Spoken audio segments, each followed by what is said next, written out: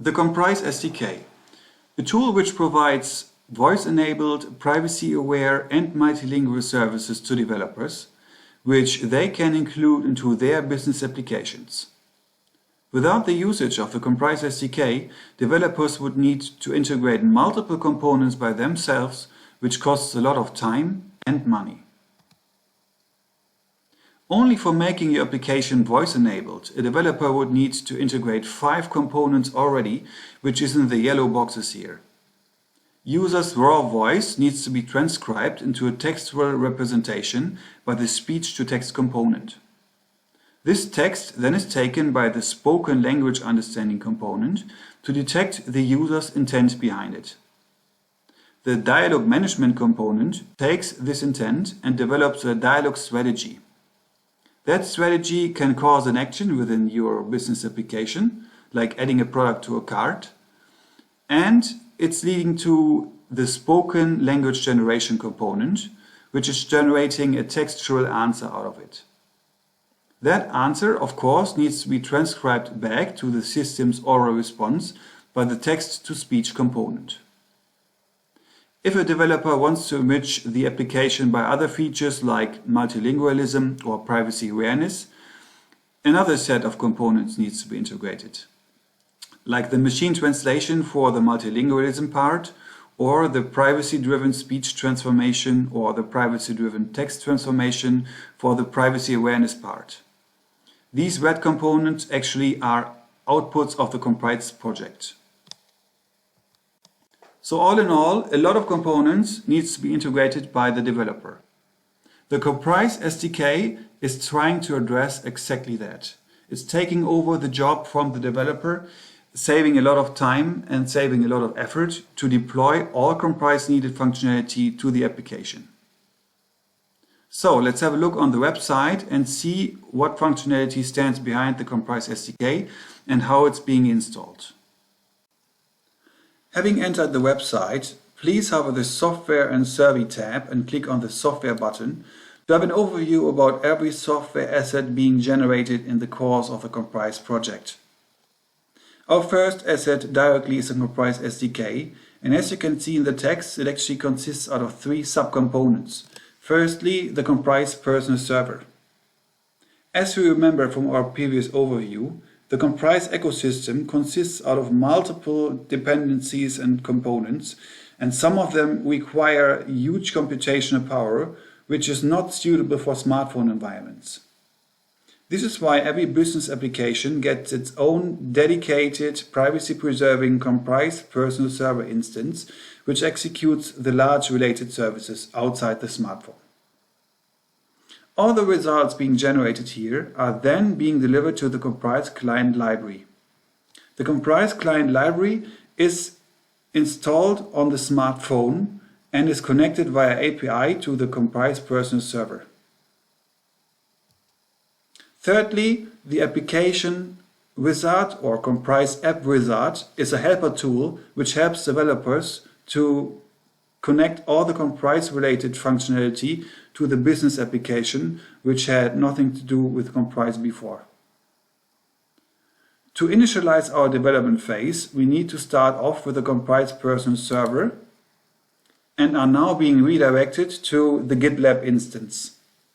The GitLab instance of the COMPRISE project hosts every of the software assets just presented, including the personal server, and each is attached with a huge README file which gives hints about the requirements needed, the installation procedures needed, and some further tips.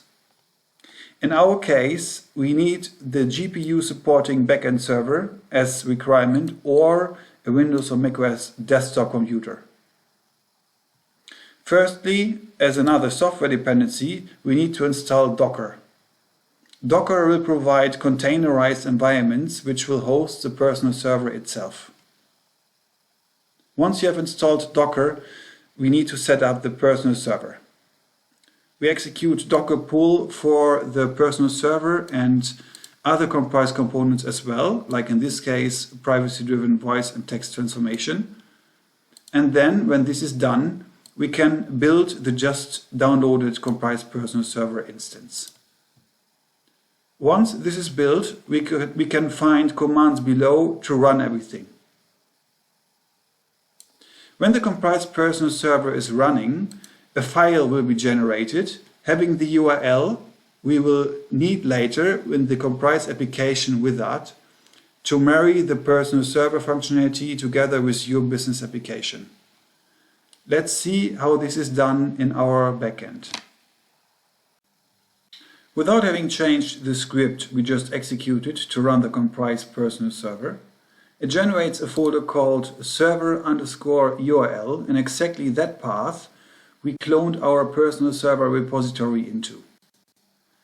Entering that folder, we can see logging files about what's going on in the backend of the personal server, and we can see a file called personal server URL.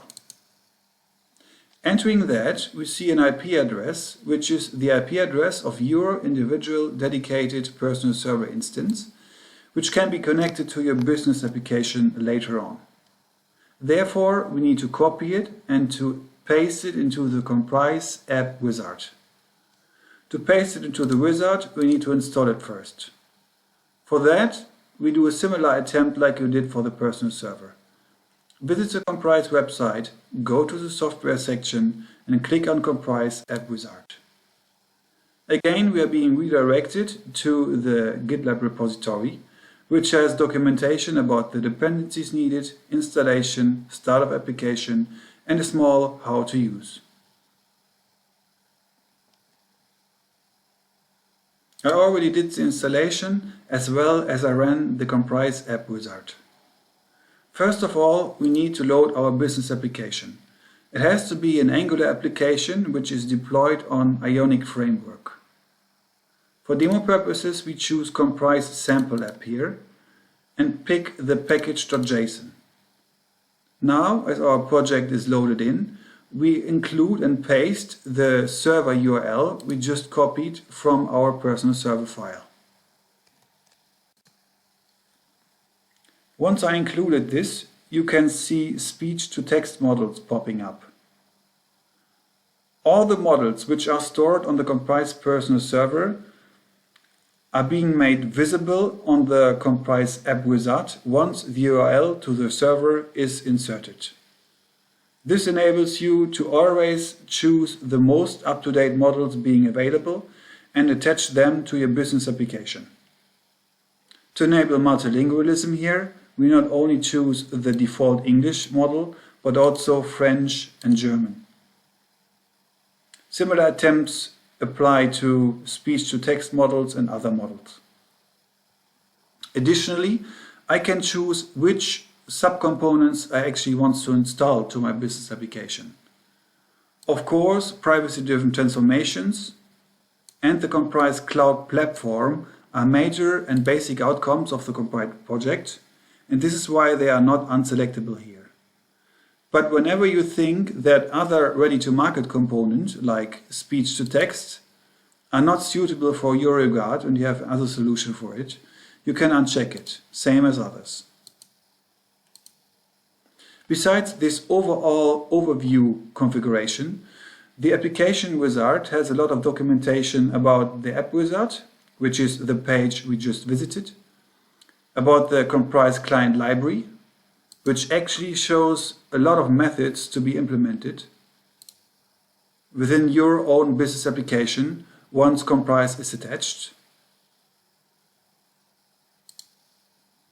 Documentation about the Comprise personal server, and there's also a demo application easing the developer the way in the Comprise application wizard and the Comprise SDK in general. You also can access the UI of the Comprise Cloud Platform if you want to have some additional modifications here. And of course, spoken language understanding, dialogue management and spoken language generation allow us configuration about the application scenario and the business scenario itself. For the spoken language understanding, of course, we have the possibility to define multiple user intents. The scenario I'm having here is an ice cream scenario. As a user, I want to buy ice cream and I want to be led through the whole communication scenario. And we have intents here like the best ice cream, buy, I did not like the ice cream, and so on, with samples attached, which kind of user input I need to redirect to a certain user intent. Same as we have for the language understanding, we also have the dialog management section within the app wizard, which allows us to create whole application scenarios. Which steps happen after I was asked if I have tasted the new ice cream? What if I say yes? What if I say no? I am able to define my whole application scenario here. As the last step of the natural language processing chain, we need to access the spoken language generation section. Again, depending on the user intent being identified, I have values which are generated and delivered back as a textual answer.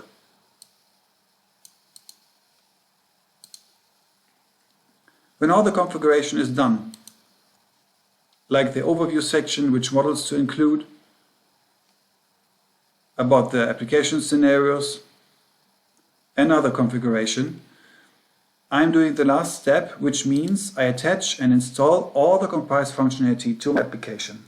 It starts off with downloading the models I just selected in the overview section, and then it will install the Comprise client library to my project, along with all the configurations I did, and the connection to the Comprise personal server instance. Once this is done, the demo application can be deployed and ran. And as an example, let's just have a small overview about how it could look like. This is a Comprise demo application, and it shows in an eased way which steps Comprise components go through. We have the speech recognition, which got the user input that I want to eat ice cream in New York. And we see that Comprise components, like for the privacy text transformation, are indeed working out, and that it's removing my personal information that I'm in New York and replaces this by something else. It gets translated into English so that our natural language processing chain can detect the intent and generate an answer to it. And of course, the answer will be translated back into the language. If I would have chosen German, it would have been translated back into German or any other language. Another small variation of the example, and this time indeed in German, I asked for ice cream in Berlin. Again, it was replaced by another city, which is London this time, and it got translated back into German.